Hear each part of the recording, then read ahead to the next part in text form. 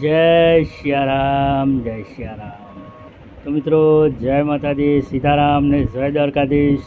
તો મિત્રો, હું ને આપણા રમેશભાઈ, અમે બંને મિત્રો અમે આપણા અર્પિતભાઈના ઘરે આવ્યા છીએ.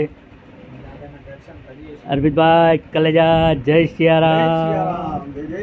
દીપ્તિબેનબા, જય સિયારામ, જય સિયારામ. અને દાદાના દર્શન કરો આપણા અર્પિતભાઈના ઘરે.